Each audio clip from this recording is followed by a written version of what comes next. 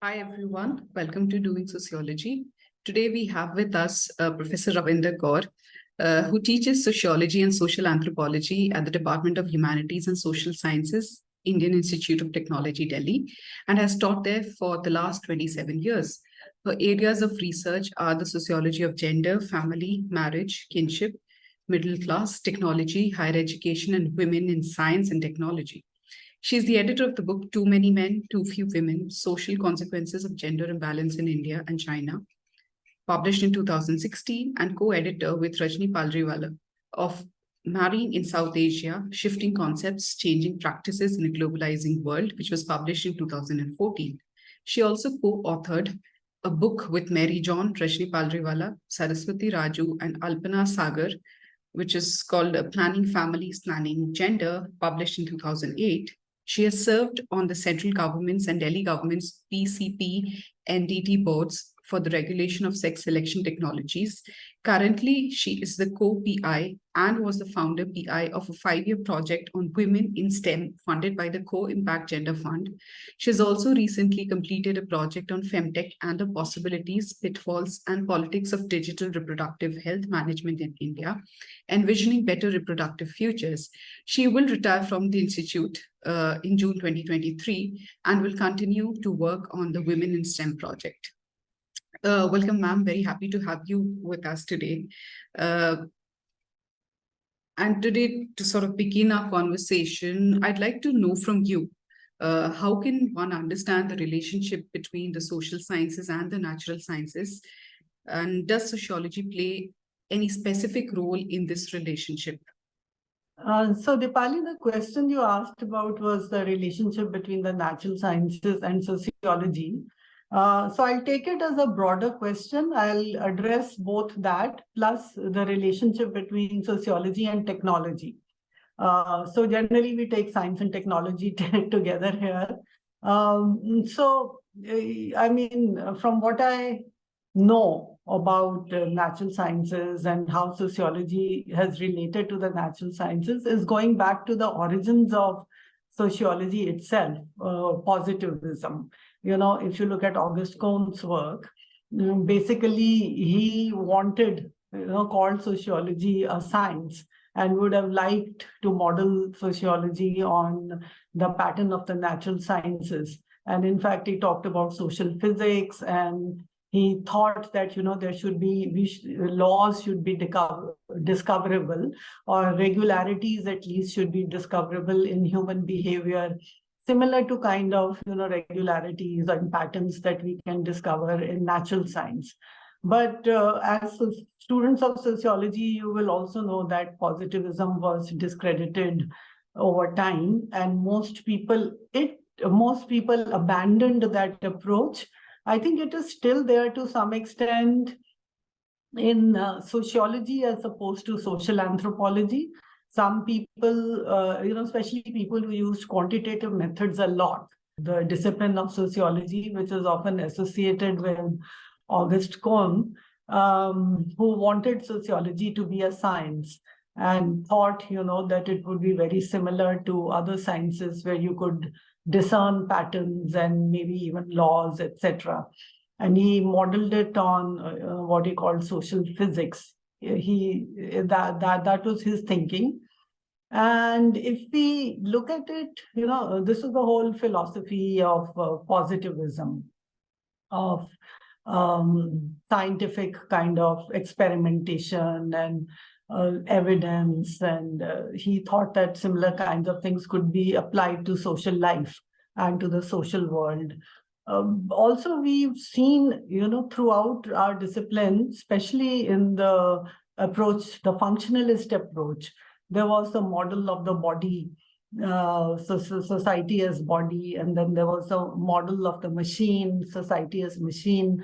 So those are very, again, coming from the natural sciences, those types of models, and looking at how a society might function and or what would happen if something became pathological, etc. Even in Durkheim, we saw that dimension of the normal and the pathological, etc. And how much was good, how much of something, let's say crime, was good for a society, and at what point, or was not good but was normal, and at what point it might become pathological. But I would say that, slowly sociology progressed towards sort of a disciplinary perspective of looking at the sociology of science, or science as a field, similar to, or a knowledge system. At one point, people even used to put magic, religion, and science on a continuum, if you remember Malinowski and others. So these are all knowledge systems. Science, of course, was considered over a period of time to be a knowledge system of a distinctive type, where again the methods that I was talking about in terms of observation, data, experimentation, evidence, and laws or predictable behavior that could be expected of natural phenomena or bodies, etc., came about. So I think sociology of science is a very well-established discipline. And basically, sociology sort of looked at science in a critical fashion. Science itself may not have critiqued itself, but the role that sociology adopted was, in some senses, to bring a critique that all of scientific knowledge was not infallible. And we could question its basis also. So critique of it as a knowledge system that was also limited in certain ways, and that you could not transport its methods in toto to other disciplines, and especially to society and social life. I think people like even Donna Haraway and so many other scholars have critiqued traditional science, and there are whole fields now which look at the epistemology of science, which I'm not sure if the scientists accept those critiques. To some extent they do, but they still continue with many of the methods which have proven successful also over a period of time. Otherwise we would not have the kinds of science and technological applications that we do. So within a certain framework, or within certain kinds of propositions or certain kinds of assumptions, science has grown as a discipline. And but I think sociology of science plays a very important role by taking it also as a social system. Who are the actors in science? What are the biases they bring about? What are their assumptions, etc.? I won't go into it in detail, but, so also technology comes in as an application of science. And technology, as we know, is becoming more and more important in social life, because all areas of social life today are also technologized. We are talking on Zoom, so that's a function of technology. In my own work, I have looked at things like marriage websites. Traditionally, we don't think of marriage in relation to technology, but more and more people are, getting married in India through these various shadi.coms and different jeevansathi.com, etc. And there are various, again, a critique of technology, which is sociological, can try to understand how this technology is influencing marriage choices, for example, or reiterating extant social structures or biases, etc. Because I think, something like what we have today are really what are called sociotechnical systems. Things which are not entirely just social, and things which are not just entirely technological. They are co-constructing each other. So, for example, if you were to look at an algorithm for matchmaking, that algorithm is taking things like caste, it's taking things like region, it's taking things like age gap between spouses, etc., language, all those different kinds of things. And those are coming from the world of our social life. the domain of, what is our discipline as such. And yet technology takes hold of that and, works out an algorithm by which then it allows people to shortlist, or no, it shortlists matching people and gives them their profiles to look at. So I think that's another way in which science has a relationship with the social life through how technology is entered social life. And we know that, the information technology revolution and all these have revolutionized and changed social life in so many different ways. But again, there are, critiques of technology. There are traditional critiques which might think that all technology is kind of destructive of values and aspects of social life. And there are feminist critiques, which also look at what kind of patriarchal biases might be embedded in technology, and whether technology makes for, agency, freedom, possibilities in the same way for women as it does for men.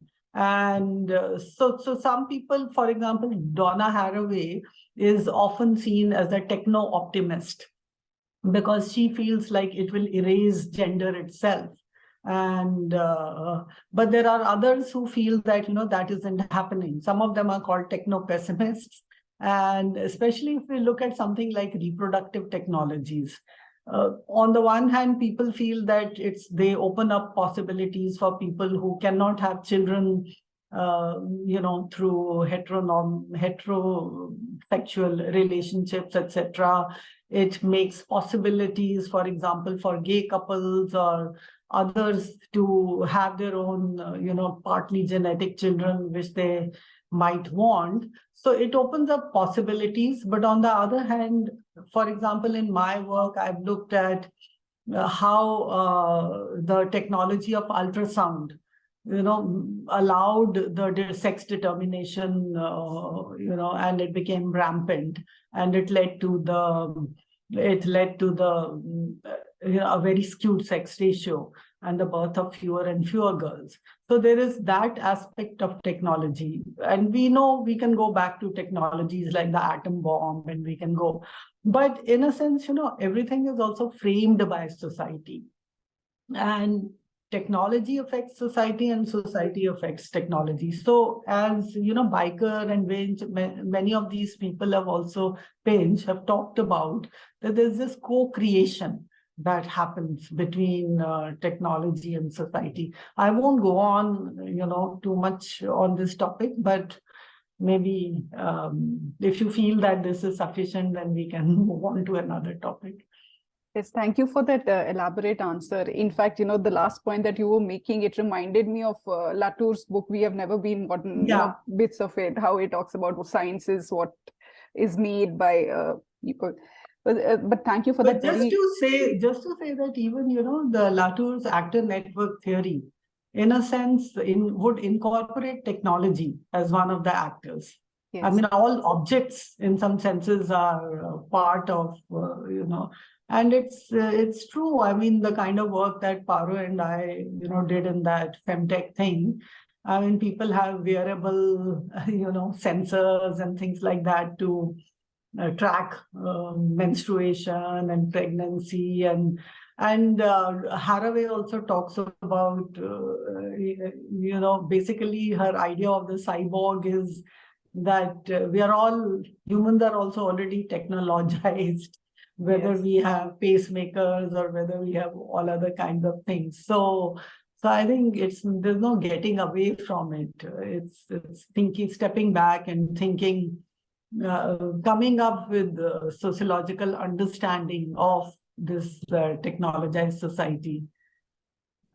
Yeah, Uh, you are. So, Professor Kaur, now I'd like to know a little bit about your experience of teaching sociology at IIT Delhi, and if you could share a little bit of your experience, both from the administrative work maybe, and the kind of work or experiences you had at the teaching level. So, in a recent talk that I gave as a Foundation Day lecture at a small institution, I called myself an accidental IITian. I've been in IIT Delhi for nearly 30 years. So I guess in some senses it qualifies me to be called an IITian. And so I'd done, as you know, my MA, MPhil, PhD at the Delhi School. And I didn't, we always critiqued engineers and technology. And I didn't know much about the IITs. In fact, I didn't even know that there were departments of humanities and social sciences. This is way back. Most of us didn't know. And I used to visit my friends in JNU who were in the sociology, center. And but we somehow, I still didn't know that there was an IIT right back to back with JNU. So I didn't know anything about it. And then I was returning from the US in 1996. And a friend of mine, another sociologist who had joined IIT. So she said to me, why don't you come here? And at that time, I don't think there were any jobs advertised in D School or in JNU. So then I thought, why not? And I found out more about it from her. I appeared for their interview. And then I, got selected. And ever since then, I've been there. So it was kind of accidental that I landed up there. But I think today most people know that such departments are there in every IIT, which have multiple disciplines like economics, philosophy, sociology, literature, psychology, and now linguistics and cognitive sciences, etc. So since I've been, in IIT Delhi since 1996, the department has expanded from like 10 faculty members to almost 42 faculty members. And within that, as I said, there are these disciplines, and sociology has been a discipline that has been there originally.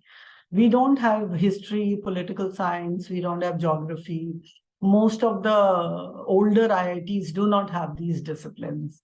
Philosophy is there.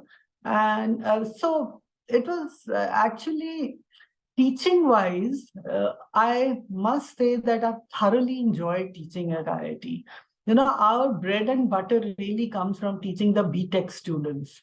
So the BTech students have to take 4 courses from our department, irrespective of which discipline. It's all open to them. And they are a large number. And since 2008, when the OBC, group also joined, then the numbers really went up. So our classes my last class was 104 students, introduction to sociology. And we have very large classes, but our department also decided that we'll also have smaller classes, like 35, capped at 35. So that's for the BTechs. And I'll speak about, my teaching and the challenges and the opportunities also that such teaching offered. I want to also say that, many people think that social science and humanities department in IITs are merely service departments. We are not like core to the institute. That might have been the case. I don't think it really ever was. And if one goes back to the Sarkar committee, which set up, which was a document for setting up the IITs, I think even pre-independence probably, that modeled the IITs on MIT. And MIT always had, also social sciences and humanities. And so in the vision of setting up the IITs, it was made very clear that these were going to be as core disciplines as the natural sciences and engineering disciplines. So I think every IIT therefore had these departments. And I would not say that, these were considered entirely dispensable or service departments. The idea was that, these are young students who are joining college right after school. And that does not mean their holistic education should come to an end. So, and then, of course, IITs always had a PhD program. And in the PhD program, we have people who do their master's or their MPhil in other disciplines and come to us for a PhD. So that's like completely only sociology or only literature. And what happens there is that we have coursework. We are again patterned on the US system where you have coursework, then you do your comprehensive exam, then you present your research proposal, and then you go on to work on your thesis. So that teaching is very similar to teaching in like JNU or D School or any university at the master's or MPhil level. Coming back to the BTech, what was when I first joined, it was like the whole challenge was that how do you make sociology meaningful to engineering students? And especially these are engineering students who have most likely been in coaching for 2 years or more, which means they only did 3 disciplines. They call it PCM, physics, chemistry, maths, and they didn't study anything. Most of them went to dummy schools. They didn't even go to regular schools. And even if they went to a regular school, after like 10th, they were not doing any social science and humanities disciplines. They were only doing the science disciplines. So these are people who are not familiar with any social science or humanities discipline. So, to assume, and they're not coming from a BA sociology background where you've already learned basic concepts and you know who Marx, Weber, Durkheim, and all these people are. And so immediately, to talk about these people, the thing was, why should we agree that these are great theorists? Why should we think that, these are people whose ideas are or opinions are important or theories? Why should we listen to them? So the challenge for, any a sociologist is to teach in such a way, not taking it for granted that people will say, oh my God, this is Marx, we've got to read this and we've got to understand what he said. And for many of these people, some of these, they are all born much recently, even if you, for them, Cold War, Second World War, for them, for us, still those are very watershed moments. And the whole reorganization of the world into first, second, third, etc. Many of them don't even know about that history. They wouldn't know about what was communism. So when you start, you have to teach in a different way so that they can relate both to the history and where concepts and theories are coming from. But I'll give you one concrete example. So when I was teaching this course on social science approaches to development, and poverty has been a big problem in our country always, and a lot of effort is always being made to alleviate poverty. So I was looking for, okay, what are the references I should give to these students? And I realized that in our own discipline, there was no ethnography of poverty. And I'm talking about, the mid-90s and moving on to the 2000s. And what was interesting was that sociologists went to villages, because most of us did village studies and tribal studies at one point of time. That was our participant observation methodology. We would go there to a village. And, we studied caste, we studied marriage, we studied kinship, we studied religion. We tried to study everything. We studied caste hierarchy, but we never studied poverty ethnographically. And that was like a, eureka moment or aha, what the hell were we doing? We were in these villages, and I'm sure, there were Dalits in the villages. There were other poorer sections of society. They may have their economic level was obviously very low, and many of them were very, very poor also. But somehow the focus of our studies did not, there was some, like, you remember Oscar Lewis, his work in Mexico, etc. I think it was on the culture of poverty, etc. But there were no ethnographies of poverty that sociologists who were going to the villages did. And so only two books I remembered, and that was Lindbergh and Jurfeld, Pills Behind Poverty and Behind Poverty. So they talked about poverty, sociologically. I mean, in economics, there was a lot. But as a sociologist, I wanted to be able to speak about how do you look at poverty sociologically, and what would, how would you do an ethnography of poverty? So I think that was, and in fact, I wrote an article called The Poverty Question in Development Sociology, that here was development sociology, but nothing on poverty, which is actually in one of Maitri's books. And that, so in a sense, what I'm trying to say is that teaching an audience that is not familiar with, that has not been sort of brought up in their bachelor's on sociology, you have to kind of rethink the discipline, and you have to think of how to relate and make these theories and make these, even our methods meaningful to the students, so that they can relate to what our discipline brings to understanding of society and social life. I mean, once you're able to do that, then there is a lot of response. And I don't know if you want me to talk about this, but this is a problem that is, or an issue that has been coming up recently, that the diversity in our classrooms has grown exponentially.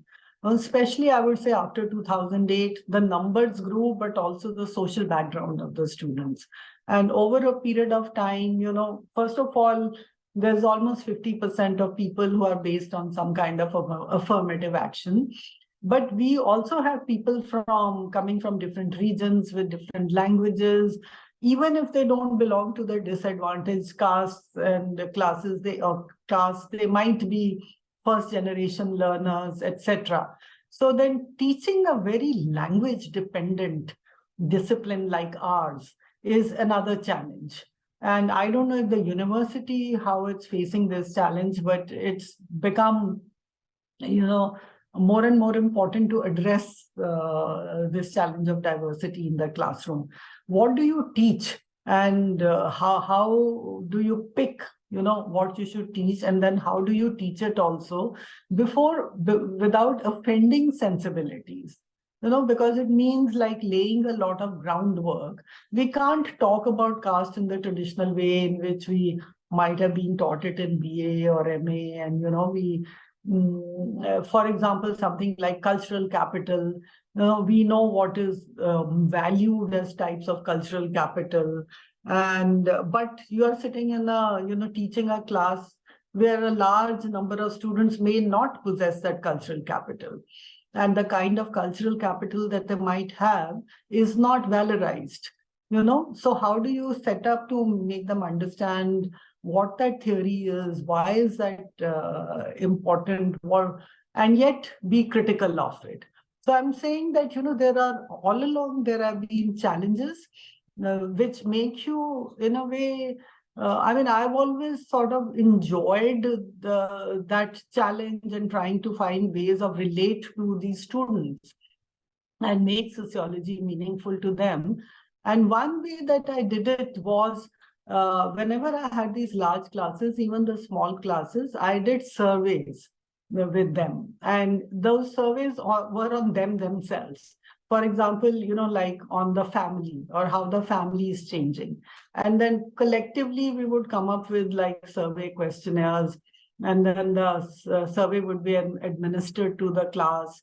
And we would then I would then anonymize the entire survey. I would take off the names of the students and I would return the survey back to the students for analysis. So in a way, it was teaching them methodology, it was teaching them concepts in sociology, it was a way of teaching them how to kind of shape questions, think about a particular topic. And I remember one survey really well because I was working a lot on this gender imbalance and sex ratios. And a lot of our students still come from Delhi, Rajasthan, Punjab, Haryana, Himachal, all these side parts, which are the typical patriarchal and poor sex ratio states of the country.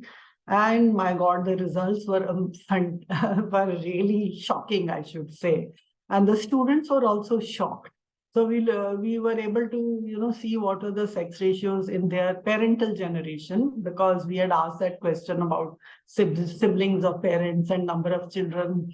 And then we moved on to their generation. And what was shocking was that the sex ratio worsened in their generation, and they had never thought about these things.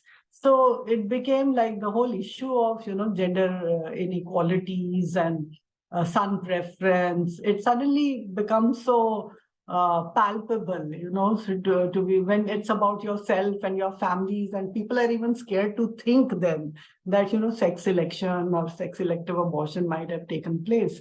So I think these were some of the ways. I did was another survey on COVID and the family, so how COVID changed family relationships and cooperations and conflicts within the family. So in terms of, I don't know, I often think like what would have been the difference had I been in a traditional sociology department. I'm sure it would have been different kind of teaching maybe, because you can assume certain things. But I must say that I never looked back and I really enjoyed it. There were opportunities to move away, but then, so teaching was good. And if I may, quickly answer some of the other questions, because they relate to that. I think about curriculum and about shaping of syllabi. You have another question since it's linked to that.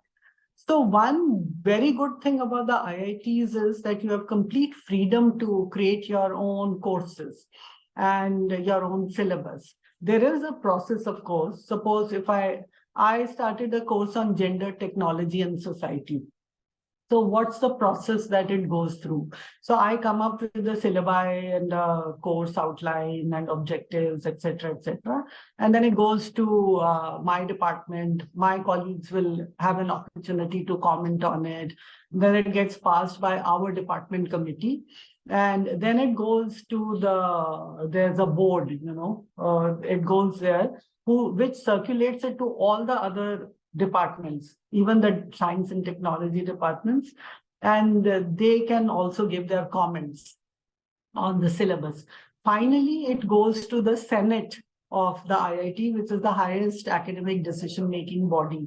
And there also there can be questions, and then it comes back to us if people have questions or issues. Finally, it gets approved at that level, and then we can teach it as a course. But what I want to say is that once the course is on board, like I'm not teaching that course today, you can reinvent it as you like. The skeleton is there, but what you teach. So in a way, this method gives us the way to keep updating our courses almost every time we teach it, or we can pick different topics and we can relate to our audience, etc. So there's a lot of freedom I found different from the university. And we set our own exams. So, it's not like somebody else is going to set our exam. We evaluate our own class. So it's all very self-driven in a way. So I think I liked that part.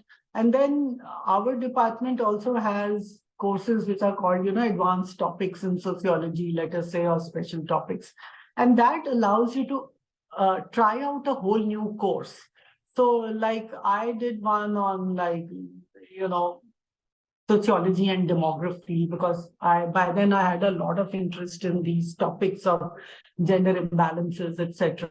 I tried out one on the family, which are not there already on board. So what you can do is, under this rubric of this type of a course, you can try out a whole new course on your students, and then take a call on whether you want to take it through the formal system or not. So in terms of we IITs have curriculum review every 10 years, but I think there is a curriculum review, midterm curriculum review also, which is like an institute level thing. So that's quite different from the content that we teach. That's more about how many credits will be there for different disciplines, et cetera, at what level will they be there. We had made some decisions that we will have higher level courses and some, core courses. So like core course will be Introduction to Sociology or Introduction to the Sociology of India. Then Introduction to, let's say, Gender and Society or whatever. And then something like Gender Technology Society becomes more like a more advanced level course. But I must say that didn't really work, in the sense, because students may take Gender Technology Society first, not having done, a gender course or Introduction to Sociology. So these are all self-standing courses. And the only difference is that one is a very large class with tutorials and the other is a small class. So I think I liked this bit of being able to experiment, and also people can create courses in their own research areas. And so it gives the system gives a lot of freedom, and people can put in as many new courses. There's no restriction or constraint, and some courses then do get left if there is no faculty interested in teaching them, or they stay dormant, and so that's how it moves. But it was, I think, very, very interesting, and I don't think I ever got bored teaching sociology, especially to the BTech students, because that was every class is challenging. Every class is a fresh group. How are you going to make sociology meaningful to them? What is it, that they would find interesting? And, or what is it that, and you do find that later on, people come back several years down the line, sometime remembering something that you taught. I remember teaching Goffman, stigma. And actually, I later was told that whatever I taught got incorporated in a computer science, where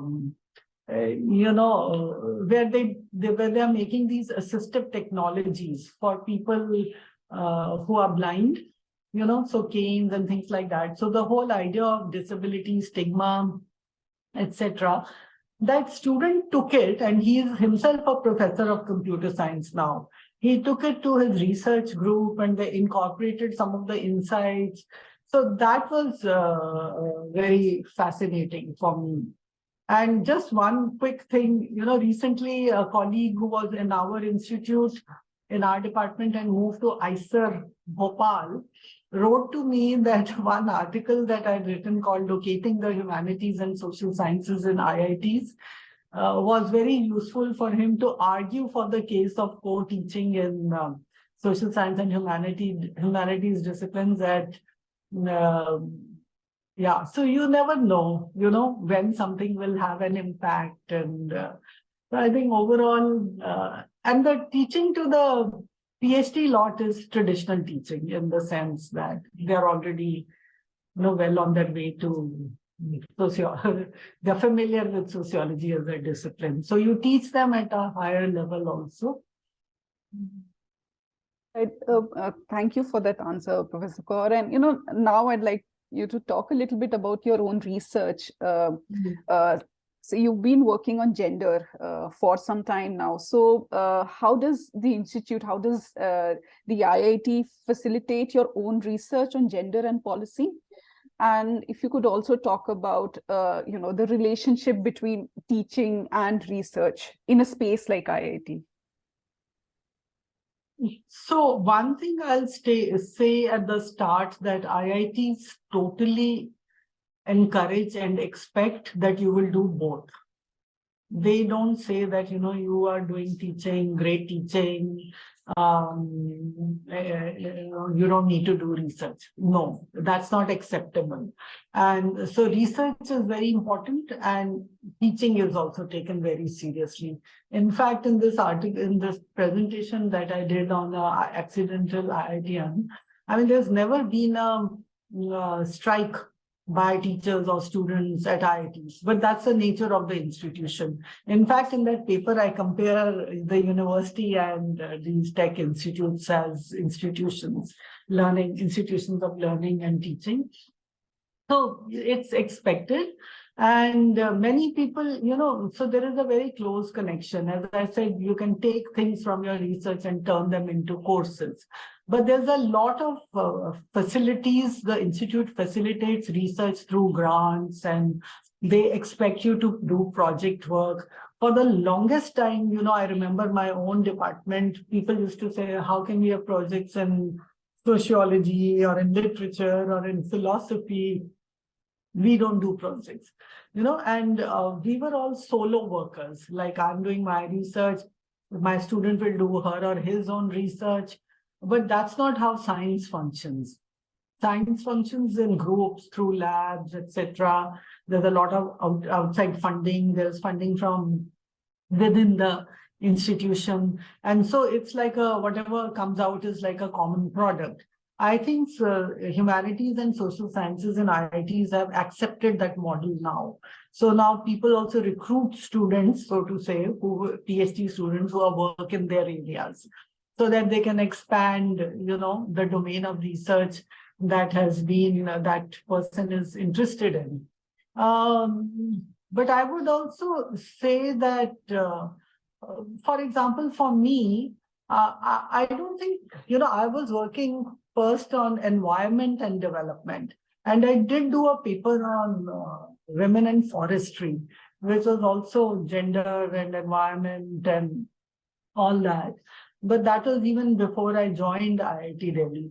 So I had that interest in gender, but then, I was interested in more development questions, other things, until when the 2001 census came out. And that showed a very huge deterioration in India's sex ratio, and telling us that something was going on. And that's when 4 or 5 of us got together and in a project by Action Aid on this. Out of that planning families, planning gender came out. So we did fieldwork in Madhya Pradesh, Rajasthan, Himachal Pradesh, Punjab, Haryana, and we looked at sex ratios in these 5 states sociologically. We had teams, of ethnographers in several villages and several urban wards, etc. And I think somehow at that time, my own research took that gender turn. In fact, it took that gender and policy turn, because this was something that was very important for policy as well. That what can we do, to reduce and do away with this culture of sex selective abortions, and also to look at son preference sociologically to try and understand it. And it was very interesting to look at these different states, because 2 were rich states, 3 were poor states, 3 were rich and 2 were poor, and yet the sex ratios were equally bad in all. So what did development mean for women? So even where there were high per capita incomes and higher education, yet sex selective abortion was taking place. So from that time onwards, I sort of got very engaged in that field. And simultaneously, through some field work, I realized that it was having an impact on marriage. in the sense that states like Haryana and Punjab had very low sex ratios, which meant that there were very few marriageable women also. And the marriage cohorts were very imbalanced. So there was what we call bride shortages. And then I started working on that, and I had a sabbatical, so I did field work also, and realized that, Haryana was bringing all these brides from Assam, from West Bengal, from Maharashtra, from even Kerala. And that started another set of research on that aspect of gender. And I think through that, I also got involved then with organizations like the UNFPA. And simultaneously, I developed an interest in China, the study of China, because they had similar issues. They also had very low sex ratios, and they were also importing brides, and there was cross-region marriage, there was across the country. Even in India, we had brides from Bangladesh, from Nepal. And so I started, working simultaneously, not in the fieldwork sense, but more in terms of the literature sense, looking at the comparison between India and China. So that kind of gender work, and it also, led to policy implications, because organizations like UNFPA, etc., are involved in policy making. And so that work started. And I mean, for the institution, it's fine. Like, they are not monitoring what you do or what is your research interest, as long as you're doing research and you are, writing up your research and it is getting published, etc. But later on, some other opportunities, which maybe, these are things I would not have done had I been in the university, or they would not have come my way. For example, when I was the head of the department, our director asked us or me to do a study on underperformance among BTech students, because the institute was very worried that, more than 25% students were performing poorly in academics. So I took up that study. I got together a group, because, you can't do these studies alone, and there's quantitative work and there's talking to students and qualitative. And that was, that again yielded something very interesting. While we were looking at all these patterns of these students, etc., our quantitative data showed us that girls, irrespective of the JEE rank and the scores that they had come in onto IITs, they were doing one grade better than the boys. So in fact, this finding became the basis of a policy step, or that the joint admission board of the IITs and the IIT Council took, in the sense, on the basis of this finding. And of course, we were trying to address the problem of very few girls, only about 8% in the BTech degree of all the IITs. So they wanted to increase the number of girls, but then they wanted to show that, this would not dilute quality and things like that, because often people see it as another reservation. Even though we were not calling it a reservation, it's called the supernumerary seat scheme, and it doesn't affect the seats of the boys or anybody else. So, but then that scheme, I was told, and I was also associated with that committee informally, because I got associated with it later on. But I was told, that this was a clinching piece of evidence that the board accepted, and then this scheme came. And actually, the scheme was introduced in 2018, and now we have 20% of girls, in comparison with, like, in 2017, there was only range between 8 and 12%. So if one thinks of, policy impact, well, this is some type of work that, and again, the work for us was very sociological. that what are the backgrounds, we also did interviews, etc. What are the challenges students themselves faced? We found out that year one, when the students come in, it's many of them have never left home, or they have not stayed in hostels. There are many issues. So I won't spend a lot of time on it, but I'm saying both the sociological approach and the colleagues who did the quantitative data analysis. So there's also this opportunity of disciplines coming together to address certain types of research questions.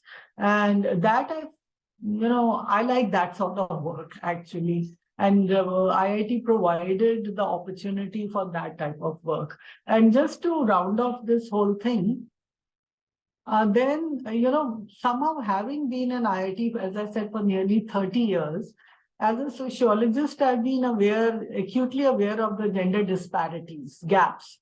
Whether we look at students, as I said, it was, very low in the BTech degree. If we look at faculty, that is about 12 to 13% female faculty. If we look at scientific staff, it's around 7% of women. If we look at MTech students, it's about 17, 18%. So whichever level you look at, the number of women is very small.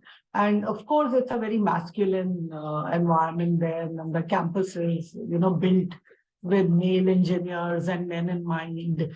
And so that's how this project came about. The 5-year project that I'm working on now, called Women in STEM. But just to mention, so when I, in 21, I think, 21, again, the director, because the other thing that I did was sort of activism. I don't know if you can call it activism, but I set up the gender unit in IIT Delhi together with some other colleagues, and it's called the Initiative for Gender Equity and Sensitization, IGES.